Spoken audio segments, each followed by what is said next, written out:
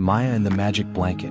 Once upon a time, in the heart of a green valley sat the small, cheerful village of Willow Glen. The air always smelled of wildflowers, and the river sparkled like silver ribbons as it wound through the meadows. In one little cottage on the edge of the village lived Maya and her mother, Amara. Amara was known by everyone as a kind woman with gentle eyes. She baked bread for neighbors who were ill, mended clothes for those who had none, and always had a warm smile to share. Maya was a lively little girl with a laugh that rang like wind chimes. She loved chasing butterflies, climbing trees, and running through fields with her friends. But no matter where her adventures took her, Maya always carried something precious in her satchel, her magic blanket. It wasn't a fancy blanket. It was patched in places and worn thin at the corners, but it was soft as clouds. Amara had stitched it herself when Maya was just a baby. On one corner she embroidered little flowers, and in the center she stitched a star. "This blanket holds a piece of my love," Amara would say whenever Maya curled up in it. "No matter where you go, if you wrap it around you, you will always feel my arms holding you close." Maya believed it was true. The blanket always felt warm even on chilly nights. When she was sad, it smelled faintly of lavender like her mother's hugs. To Maya it wasn't just cloth and thread, it was magic. One afternoon, Maya was playing in the meadow with her friend Jonas. The sky had been bright and blue when they started, but slowly gray clouds rolled in. "Let's play one more game of chase." Maya laughed, racing after Jonas. But suddenly a clap of thunder boomed overhead. Maya jumped. The sky darkened quickly and heavy drops of rain began to fall.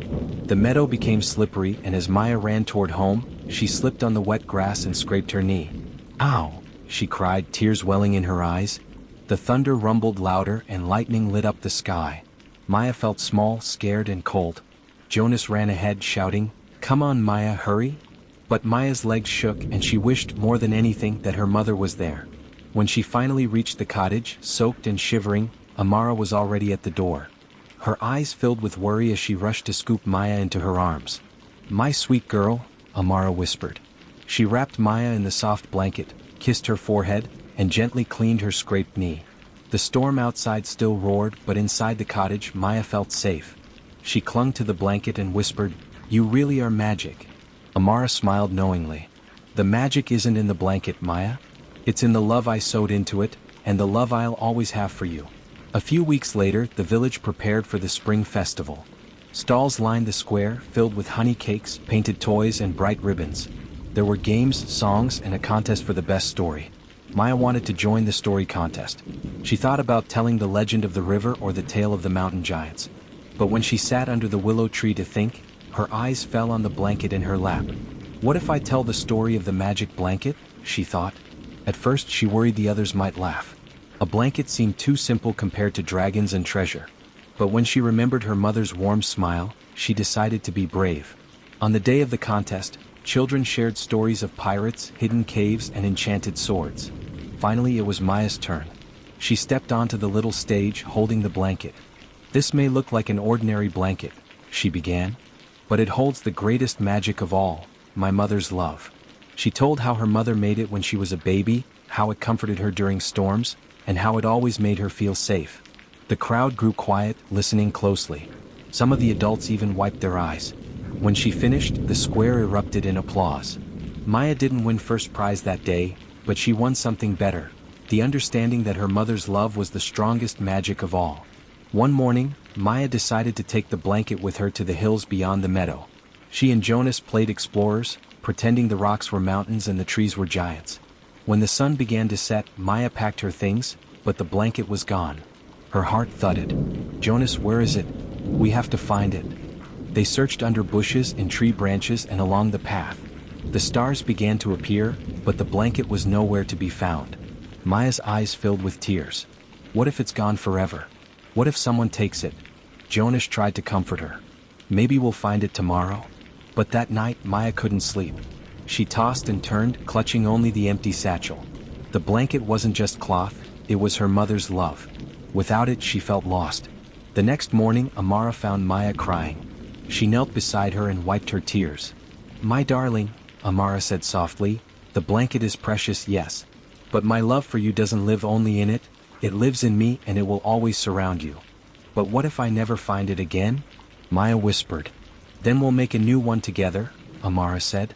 Because love isn't something that can be lost, it's something we carry in our hearts. Even though her mother's words comforted her, Maya still wanted to find the blanket. So she decided to search the hills again. This time Amara went with her. Together they climbed the paths, checked the bushes, and called into the wind.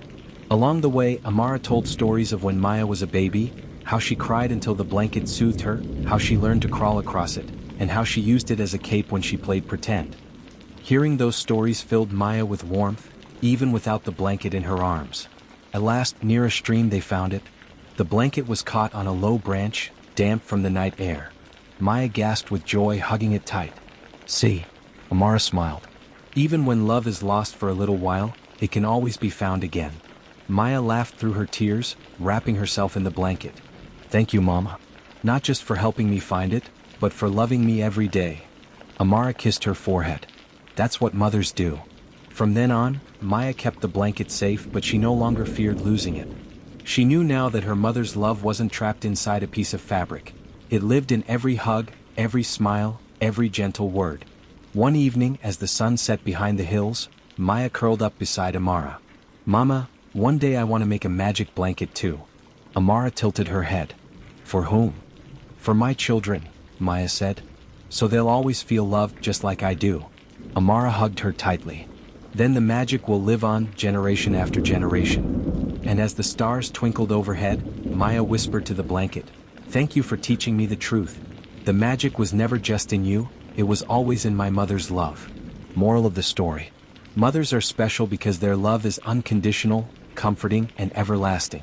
Just like Maya's blanket, a mother's love makes us feel safe and strong, no matter what storms we face.